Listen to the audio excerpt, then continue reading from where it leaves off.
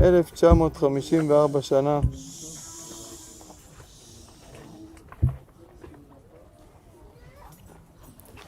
לחורבן בית המקדש.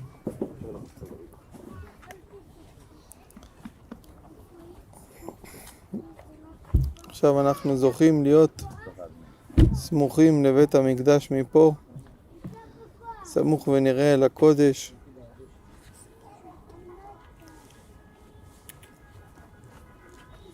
דרכי ציון אבלות מבלי בהם מועד.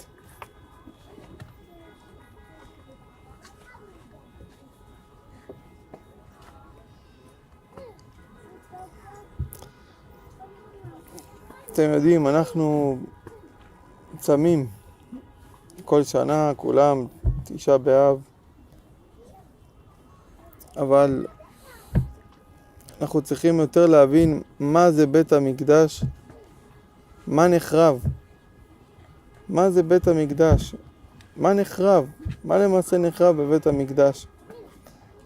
הרי אנחנו לא באמת צמים על עצים ואבנים, זה לא היה בית המקדש, כמו שכולם מנסים לגעת וללכת ואומרים, הנה, זה בית המקדש, הנה הכותל, זה השרידים רק, זהו.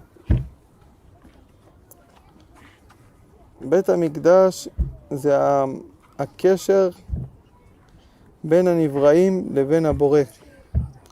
המקום שהאדם היה הולך לישון בירושלים, היה לן לילה אחד, והיו נמחלים עוונותיו.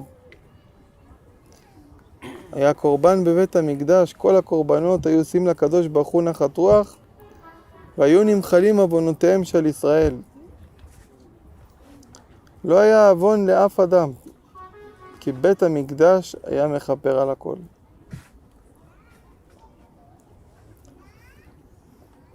ואז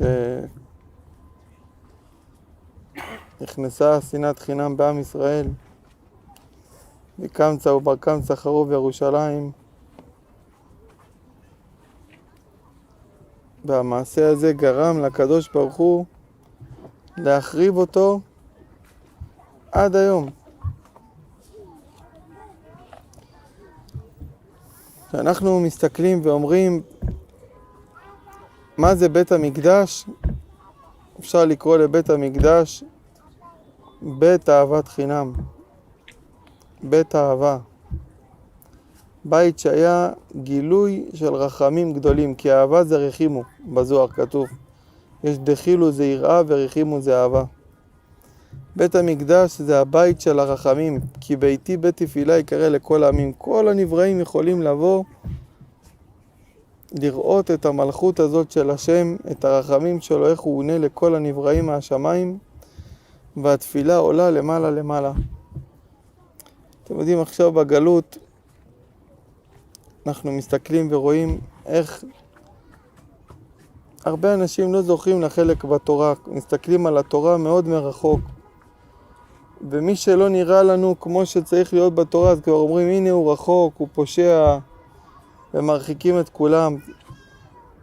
וזה רק הקצת שבקצת מחורבן בית המקדש. שלא ברכו בתורה תחילה, ועוונה ושנאת חינם, ועוון לשון הרע שהיה ביניהם, ובעלי דליטוריה יש ביניהם, וככה גם מה שרצינו לצאת ממצרים, ואז הקדוש ברוך הוא אומר, איך הגל אותם ויש ביניהם בעלי דליטוריה שמדברים לשון הרע? מסביר השלה הקדוש, שבן אדם מדבר לשון הרע על עם ישראל, הוא כאילו אומר לקדוש ברוך הוא, כך וכך הם בניך. ולכן מסביר רבי פנחס מקוריץ, שבאותו רגע שבן אדם, תדעו לכם, אדם שהוא בא לשון הרע, הוא נקרא ככלב טמא. הוא נהיה מרכבה לקליפה. וכל הקליפות שורין עליו, בשעה שהוא מדבר רע על עם ישראל. כל דיבור גנאי, כל דיבור רע על עם ישראל, מתלבש בו הכלב הזה, כלב הקליפה הזאת, ולכן נאמר, ולכל בני ישראל לא יחרץ כלב לשונו. ובכל שנה בתשעה באב, מתעוררת הקליפת כלב הזאת, שהיא באה להזכיר שנחרב לנו בית המקדש בגלל העוון שנאת חינם ועוון לשון הרע, ושאנחנו הפוך מתחזקים בינינו באהבת חינם ולא מדברים לשון הרע, אנחנו בונים את בית המקדש. לכן צריך לדעת שבית המקדש זה כל אחד ואחד מכם. כל אחד ואחד מכם זה בית המקדש. הוא בית מקדש קטן, אבל בית המקדש זה אנחנו. הקדוש ברוך הוא החריב את הבית שלו בשביל להשאיר אותנו. ושיצא שכינה מבית המקדש והייתה אומרת הווה שלום ביתי, הווה שלום היכלי, וככה נפרדה ונשקע קוד כותלי בית המקדש, קודש הקודשים, ועלתה למעלה למעלה. ורק כשיבוא משיח ושתבוא הגאולה, אנחנו נראה את כל זה שב למקומו. אבל הקדוש ברוך הוא בחר להחריב את הבית שלו, שלמעשה הבית הזה היה הקשר בינינו, שהיינו יכולים לראות את הקשר הזה במשך כל הדורות. שעם ישראל יצא ממצרים, רצינו לדעת אם נכד לעשות מלחמה או לא. דוד המלך היה שואל באורים ותומים, אז זה כבר אין אורים ותומים, ואין כהנים, ואין בית מקדש, ואין קורבנות. אז הריחוק כל כך גדול, והקשר שחיבר אותנו לראות את ההשגחה ואת הגילוי אלוקות זה היה בית המקדש. ביום שזה נחרב, אנחנו צריכים להבין שנחרב המקום שבו ייחד אותנו, היה מאחד את כולנו, את עם ישראל, את כל העמים, את כל הנבראים. אפילו לאומות העולם הוא היה מועיל בית המקדש. אילו היו יודעים מעלת בית המקדש, היו הולכים בעצמם והולכים לבנות אותו. את בית השם. כמה גדול בית השם. ואז שאנחנו אומרים וצמים בתשעה באב, אנחנו צריכים להבין שהצום והעינויים זה בשביל איך לא עצרנו בזמן ולא שמענו לירמיהו הנביא. יאשיה המלך, לפני שהוא נפטר, הוא מלמל ואמר, צדיק השם כפי ומריתי. ואז קרא לה ירמיהו, רוח אפנו משיח אדוני. ככה הוא אמר על יאשיהו, שעשו את גופו כחברה. 300 חיצים ירו בו, זה לשון גוזמה. אבל עשו אותו כמו מסננת. והוא היה משיח השם. אבל מה היה החטא שלו? לא היה לו שום עוון. הוא היה זך, קדוש וטהור ונקי.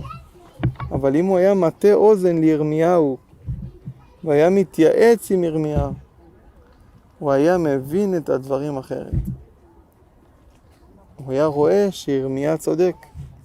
הוא היה מונע הרבה מצרות ופורענות לבוא ומהמלחמה סתם להתמשך. אבל אם הוא היה נותן את הדעת, לשמוע על ירמיהו.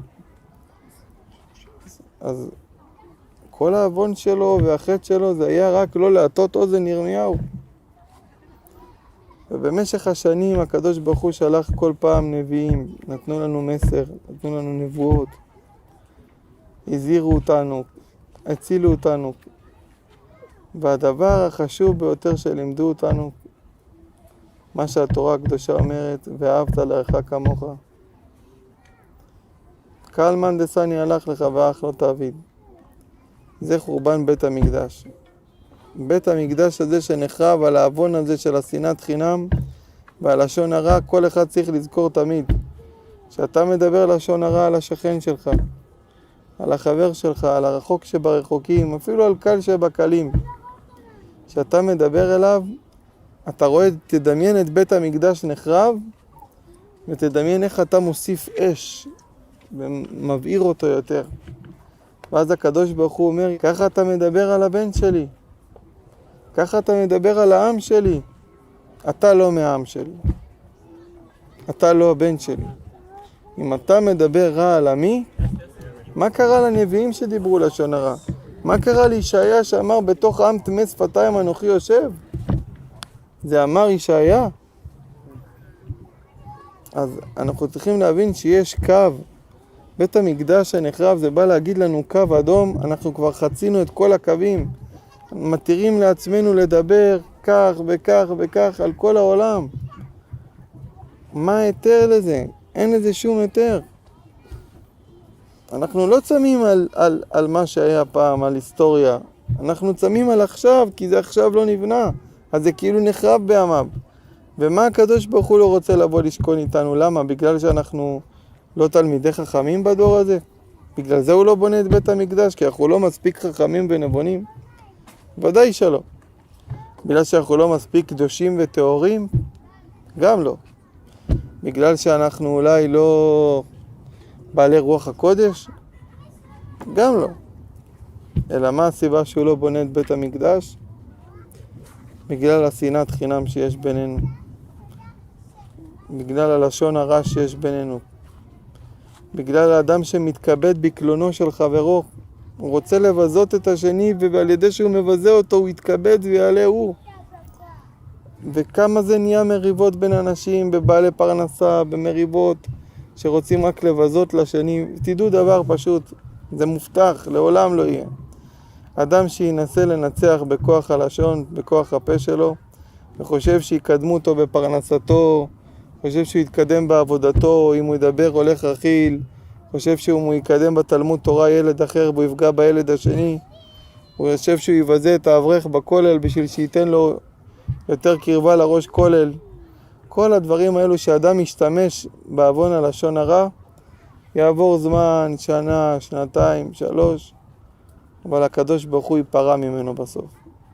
כי על עוון לשון הרע, הקדוש ברוך הוא לא מוותר. הוא לא מוחל על זה. ולמה הוא לא מוחל על זה? למה הקדוש ברוך הוא לא מוותר על זה?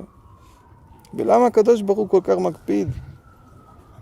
כשאדם מדבר לשון הרע, כביכול הוא חס ושלום מדבר על השם יתברך. אתה מדבר על עם ישראל, אתה מדבר על עם השם. אתה מדבר על הקדוש ברוך הוא, אתה מדבר על התורה הקדושה. ותדעו לכם שזה שורש כל הצרות. כל הצרות וכל הפורעניות, כל הדברים הכי רעים, בכל הדורות, זה הכל מכוח הלשון הרע. ואם יהיה לנו קדושת הדיבור וקדושת הפה, לא לדבר רע חס ושלום על אף בר ישראל לעולם, ולדעת שבינינו הכל הבעלי דליטוריה האלו, הם אינם שייכים לעם השם, הם לא משלנו. כל מי שיש בו את העוון הזה ומחזיק בעוון לשון הרע, אינו מעם ישראל. ולא למצוא היתרים, כי אין שום היתר ללשון הרע. שום היתר. רק אדם שבקיא בספר חפץ חיים בעל פה על בוריו, מילה במילה הוא יודע את החפץ חיים בעל פה, ויש לו צורך גדול, ואחרי שרואים אותו אדם שמחזיק במחלוקת, שעובר על איסור ולא יהיה ככוח וכעדתו, והאדם הזה שגורם למחלוקות ופעות ומזהירים אותו, ורואים שהוא חוטא ומחטיא ואומין באפיקורס וכל זה, וכולי היי ואולי, וגם זה צריך להתייעץ ולהיוועץ ולעשות שאלת חכם וכמה חכמים בשביל לבדוק איך להפריש אותו אדם מאיסור. וכמובן גם לא בדרך ביזיון והשחתה וצער. כל הדברים האלו מצערים את הקדוש ברוך הוא, מצערים את השם יתברך שמבזים את העם שלו. לכן בית המקדש הזה שאנחנו מתפללים עליו ומבקים ומתפללים ומבקשים מהשם שיבנה אותו, אנחנו יכולים פשוט לעשות את זה הרבה יותר קל, שאנחנו נבנה אותו. אם אנחנו נשתנה ואנחנו נחשוב שונה, ואנחנו נגרום לעוד אחד ועוד אחד להפסיק מהרע, להפסיק מהלשון הרע, להפסיק מהשנאת חינם ולאהוב את השני, להיות כמו אהרון שהולך ומשכין שלום, להשכין שלום, ללכת לו, אתה יודע, הוא אמר עליך שאתה ככה וככה, איך הוא אוהב אותך ואיך הוא דואג לך, ללכת לשני, אתה יודע, הוא דיבר עליך ככה לטובה, להשכין ביניהם שלום, למנוע משכנים לריב, למנוע מהאנשים בעבודה שיש לאדם לריב, מהאברכים בכולל שלא יריבו, למנוע ממחלוקות, למנוע מהשנאה להתפשט, לעצור את השנאה הזאת, לעצור, לכבות את האש. כי בכל פעם שאנחנו מעודדים את זה ונמצאים, או בפרט חס ושלום, אדם ששמח ברע, אין שורשו מזרע ישראל. סימני ישראל ביישנים ורחמנים וגומלי חסדים. תדעו לכם שזה הדבר הכי חשוב. אין יותר גדול מזה, וזה במילים הכי פשוטות להסביר לכם מה זה חורבן בית המקדש. להסביר בית המקדש מהו, אי אפשר להסביר. לבוא ולהגיד מה נחרב, זה גם אי אפשר להגיד. אבל לפחות אפשר לראות בעיניים מה נחרב. אנחנו רואים היום בעיניים את השנאה, את התחרות, שאין אמת, שאם היום רואים מישהו שהוא בסדר, נו, היה בחור ישיבה, שהוא התרחק מהדרך, רואים אותו שהוא כבר לא מצליח ללמוד, והוא לא מצליח לעבוד את השם, אז כבר מתירים לבזות אותו, ומתירים את דמו, ומבזים אותו, ושופכים את דמו. נו, אז למה לא לקרב אותו? למה לא להאיר את התורה בדרגה שלו? אי אפשר לצפות מכולם שיהיו היום באותו דרגה, מצד השכל והלימוד והכל, ושיהיה להם את אותו תברה לשם. אבל אם אין לו, אז צריך להביא את התברה הזאת אליו, לקרב אותו. מה כתוב? אוהב את הבריות על הארון ומקרבן לתורה. תיקח את האדם שרחוק, תקרב אותו לתורה, תאיר לו את המתיקות של התורה, תקרב לו את האור שלה, את המתיקות שלה. אבל חס ושלום לא לבזות אף אדם שיתרחק מהשם. גם האדם הרחוק שברחוקים והקל שבקלים שיתרחק, צריך להאיר בו את אור התורה, ולהאיר בו את אור השם, שגם הוא יזכה להתקרב להשם יתברך. ותדעו לכם שאלו הדברים אשר יעשה אותם האדם וחי בהם. זה הדברים שמי שיש לו את זה לאור עיניו, זה הדברים שהוא הולך, הוא לא יודע כמה הדברים האלו הם אור יקר זך ומאיר, שמאיר את האדם ומשפיע לו כל השפעים העליונים נשפעים מזה, וזה יותר מקדושת העיניים, ויותר מקדושת הברית, ויותר מקדושת המחשבה. ותראו אדם כזה שהוא רק חושב כל הזמן על העיניים, הוא הולך והוא לא נזהר בפה שלו, הוא עובר על איסורי דורייתא קשים ומדבר רעות על עם ישראל. בסוף בוודאי שהאדם הזה לא יהיה אדם קדוש. אדם קדוש קודם כל לקדושת הפה. תשמור את הפה שלך מלדבר חס ושלום על בר ישראל, לא לדבר על עם השם. תראו איזה פחד מלדבר על עם השם. מי מעיז לדבר על עם השם? הנה היום הזה הגיע, יום בו שאנחנו מתייחדים ואומרים מה הראה לנו. חטא מכירת יוסף, הרוגי המלכות, הולכים ומתים על קידוש השם, כל אחד במיתה משונה. מה? בגלל חטא מכירת יוסף. ואיך התחיל חטא מכירת יוסף? מהקנאה, מלשון הרע, דיבתם אל אביהם. הנה הדיבה, מתחיל הלשון הרע. הנה החורבן, ככה הוא מתחיל, והוא נמשך, והקדוש ברוך הוא מכה על זה אפילו הרבה דורות, אבל הוא לא מוותר על זה. ולכן צריך לעשות על זה תשובה גדולה מאוד, ולפרוש מהאיסור, וכמובן להיזהר. אם אתם יודעים מבעלי לשון הרע, אנשים שהם בעלי לשון הרע, שהם הולכי רכיל, אנשים שמדברים לשון הרע, בהם מותר לדבר, בהם מותר להוכיח. אותה מצווה לפרסם שהם בעלי רכיל, בעלי עבירה, בשביל שימנעו מהם, בשביל שלא ישמעו אותם, כי הם מרבים שנאה ומחלוקות בעם ישראל. אבל אדם שהוא ברוך השם נזהר לא לדבר על שום בר ישראל, לא לדבר רע. רק תיזהרו מהולכי רכיל, לא משנה מה. צריך תמיד להפריש אדם מאיסור. אלו הדברים אשר יעשה אותם האדם וחי בהם. זה בניית בית המקדש. זה בית המקדש. להרגיש שאתה אוהב את השני כמו שאתה אוהב את הבן שלך, כמו שאתה אוהב את אח שלך, כמו שאתה אוהב את אבא שלך. זה אחד, זה בית המקדש, זה הקדושה והטהרה. מה זה הקדושה והטהרה? רק להרגיש בתוך המקווה שאני טהור לעצמי? הקדושה והטהרה זה להרגיש כולנו אחד את השני. תראו, רבי שמעון אומר בית כנישתא חדא, אם אנחנו נהיה ככה מאוחדים ונחשוב, זהו, הגלות תיגמר. נגמר, לא נמשיך את זה יותר. זה תלוי בכל אחד מאיתנו. זה אחד יפיץ עוד אהבה ועוד אהבת חינם, ועוד אחד ילך ויפיץ עוד אהבת חינם, ונשתמש בכוח של התורה הטהורה. התורה הקדושה היא טהורה, היא מתוקה, היא יפה ומאירה. צריך להאיר את המתיקות שלה. התורה זה לא פחד, זה לא צער. התורה זה מתיקות, זה אור, זה טוב, זה שמחה, זה תקווה. צריך לתת לעולם לטעום ממנה. ובשביל זה המתיקות של התורה זה הטוב על עם ישראל. זה הזהירות להבין מה זה בתשעה באב שנחרב בית המקדש.